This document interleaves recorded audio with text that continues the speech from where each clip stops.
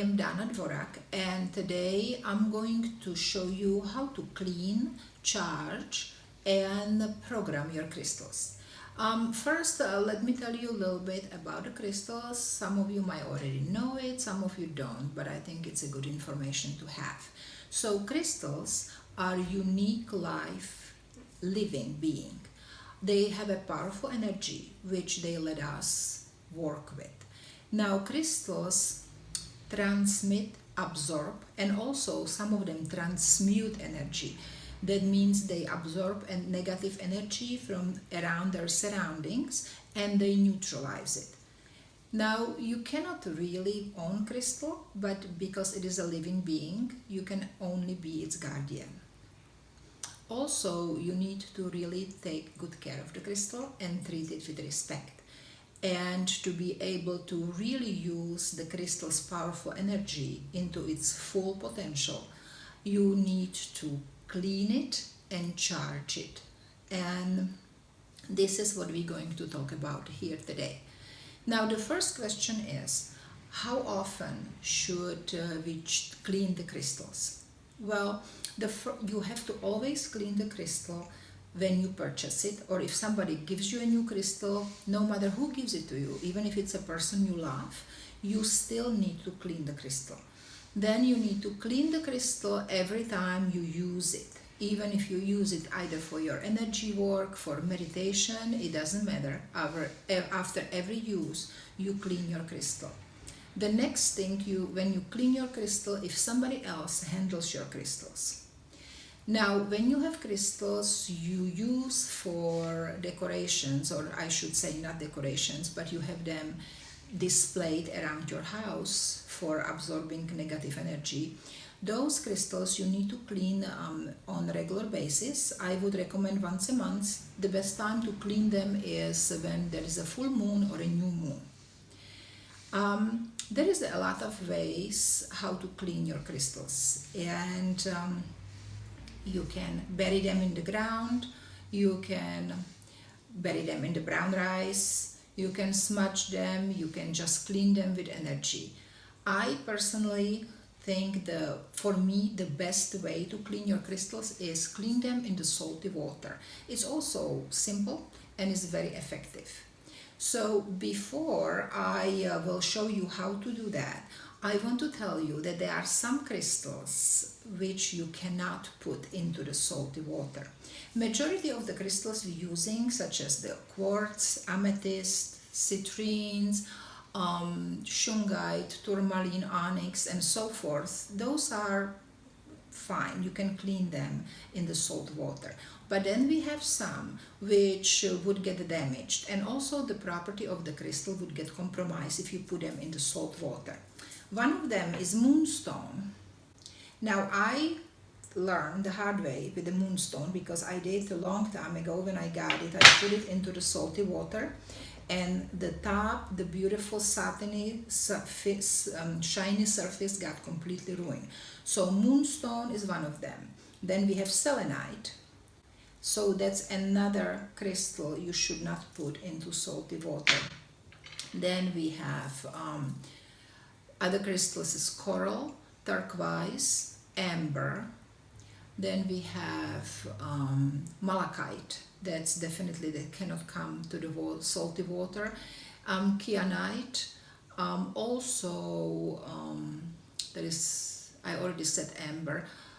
There is a calcite and azazulite. Calcite is right here. Show you, this is a calcite clusters. This is a smoky calcite. Then we have another calcite which is a golden calcite, but there is many kinds of calcite, so they can have different colors. Azazulite, I have this beautiful cluster here. These are said not to put into the salty water.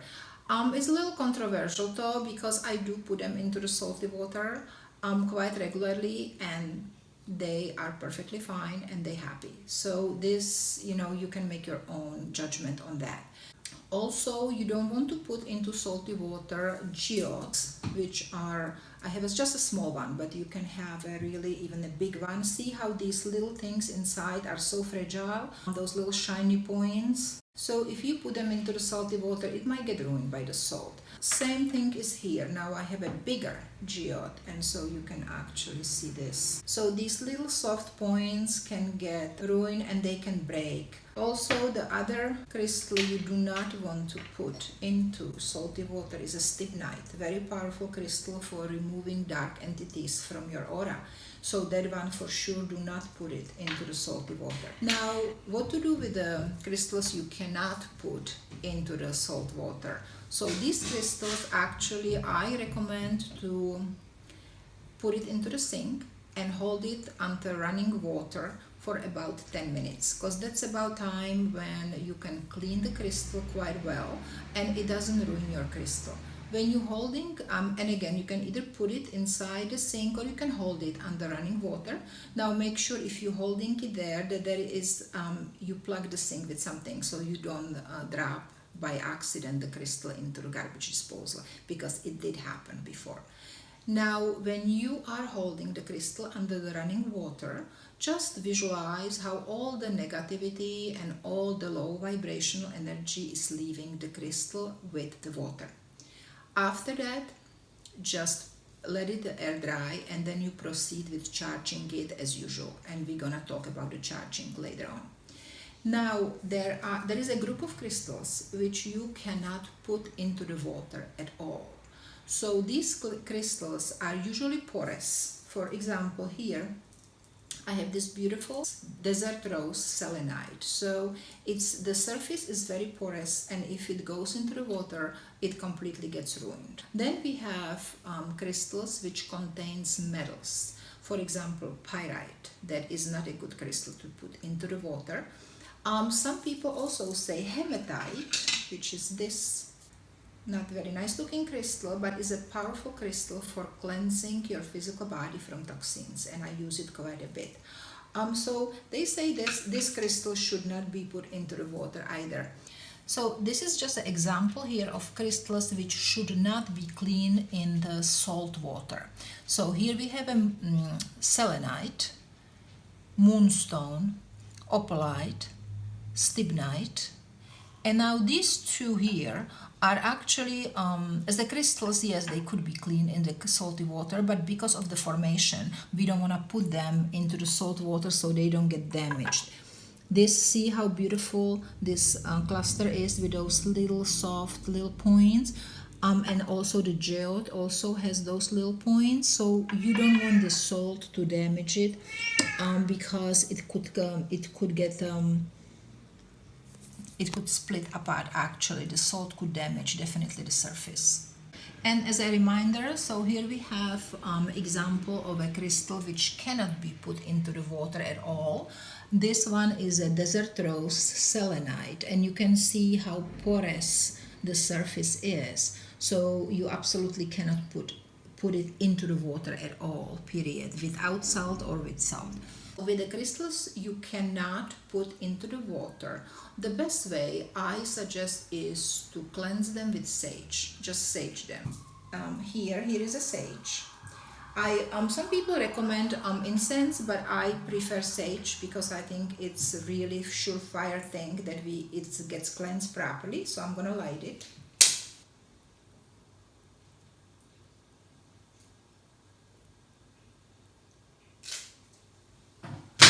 And so now let's say we have the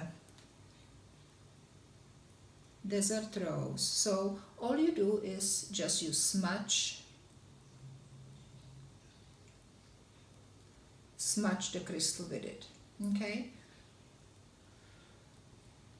And just hold it in the sage smoke as long as you think it needs. Be guided by your intuition. Or you can put the crystals on the bowl and just go around it with the sage, just like this, and really smudge it. So now also, since we have the sage here, I want to tell you about how to clean jewelry from semi-precious stones. For example, here, this opalite bracelet, you should always clean jewelry when you buy it. Some people recommend cleaning the jewelry every time you wear it. I think it's a little bit too much, to be honest, but once in a while, once a month or once every 2 months, I think it's good to clean it. So what you do, you take the bracelet or necklace, whatever you have, and just go over it with the sage and just really, really sage it well. Now let's proceed. I'm gonna take you to the kitchen, and we're going to clean the crystals with the salty water. So now we are in my kitchen, and we're going to clean some crystals in a salty water. So first of all, make sure to use a sea salt, no other salt but sea salt. Now this is a quite large bowl, so I'm gonna put 2 full teaspoons of salt. If you have a smaller bowl, just do 1 teaspoon. Now if you have any doubts about how salty the water should be, just feel free to actually taste it. It needs to taste like a seawater. So now I'm gonna put the crystals in there. So I'm using the quartz and quartz, amethyst, rose quartz, celestite, and this is our controversial calcite. This is smoky calcite. So now you sit them there, and now you pour water on them. Now make sure they're gonna be submerged, entirely submerged. Now the water you use, the best is use the spring water or filtered water, but honestly if you don't have that available, it's fine with the tap water, because the sea salt is going to purify everything. Now this is my spiritual cat Čert, who is actually crystal lover, and he is making an introduction, because he is gonna be the star of my next video, where I will show how to heal with crystals and how to do it for animals. So he already wants to make sure that you guys know him. So back to the crystals. Now here, this is how they should look, completely submerged in the water. Now I recommend to leave them overnight, because that is, for me, from my experience, that's what clears them really well, and everything, all the impurities, any negative energy is gone. And Čert says that's how it is. So again, you leave it overnight, and then we'll take it out of the water. When you take it out, make sure that you rinse it off. Okay, I rinse it off under the tap water, just like this. Again, you can visualize all the negativity leaving, and then just put it on the little napkin here. So now I'm gonna rinse of this one. See, Čert is helping, right, cookies?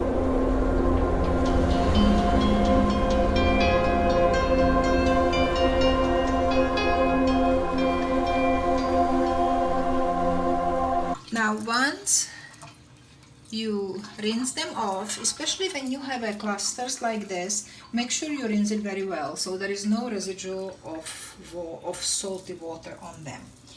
And now it's time to charge them. You charge them on the sun for a full day usually, or and I usually leave them there also overnight to be charged by moon, because this way they get both energies, the sun energy and the moon energy. Now if you have opportunity to charge them outside, that's the best way. Just bring them outside to the backyard. You can lie them in the grass just without anything. If that is not possible, put them on the tray or just on the paper towel, that's fine.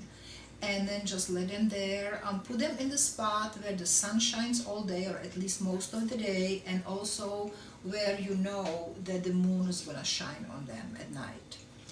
Then sometimes if you have them in the grass, you might have to just rinse them with water when you're bringing them inside, because there's gonna be a little bit of grass and dirt from the ground, but that's fine. Usually crystals are really happy when they are being charged laying on the ground, because besides getting the energies from the sun and from the moon, they also absorb the energy from the earth. If you cannot get outside, it's perfectly fine to charge your crystal inside your house. Just put it by the window where you know the sun shines all day, and the moon shines as well. So you can just put them on the windowsill just like this, where you know that the sun or the moon is going to shine through the window most of the day. You just want to make sure that the crystals are in the sunlight and in the moonlight. Crystals which specifically love moonlight is selenite and the moonstone. Now there are crystals which people say we should not put into the sunlight, such as the amethyst. Again, I actually been doing it with all my crystals, and they love it. Nothing happens to them. They charged fully and they are happy crystals. So again, you have to go with your own intuition how you want to do that. Now there are also crystals which are self-cleansing and they don't need to be charged, such as citrine, azazulite, kyanite, and carnelian. Now this does not resonate with me at all, and I think all crystals needs to be clean just to get a boost of a fresh energy, so I do clean all my crystals without exception. Oh, you like the crystal, right? Oh, yes.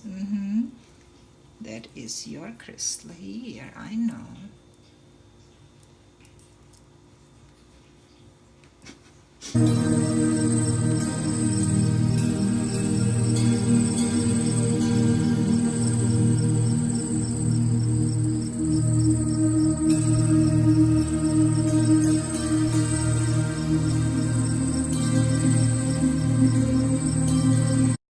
So now if you have a new crystal which you just purchased or you've been given, and so after you clean it, you need to program it. You will program it to the purpose you're going to use that crystal for, because it makes the crystal more effective.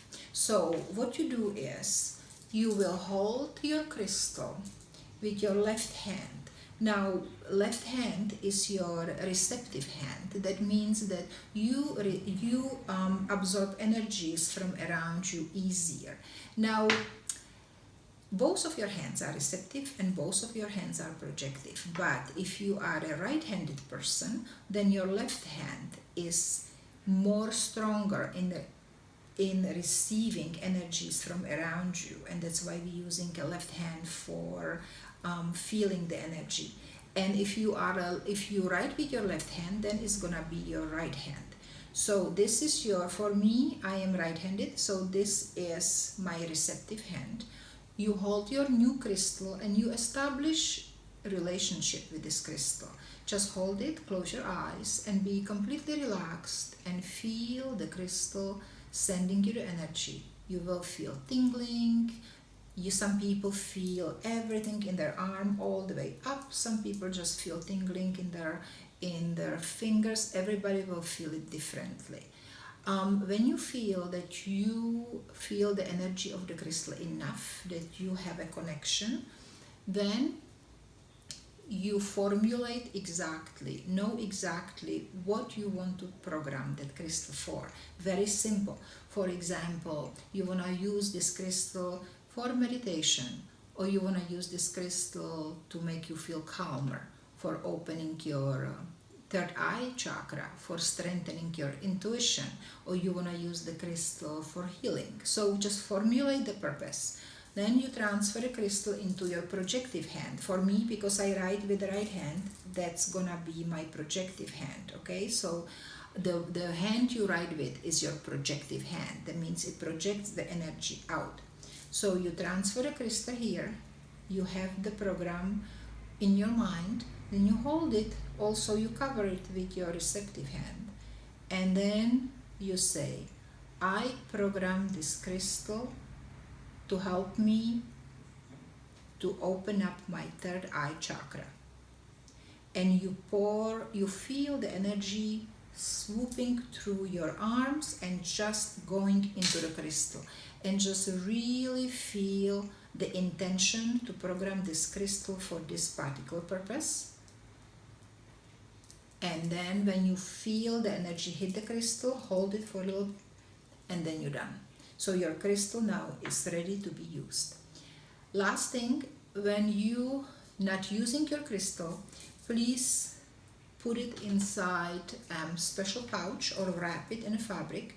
The pouch should be silk, velvet, or linen, because that way you protect them before the other influences, and also you don't want people handling your crystal and so forth, so they need to be put away in the pouch or in the piece of fabric. And I think that's all the important information for this topic. Thank you very much for watching this video, and I wish you beautiful experiences when you're working with your crystals.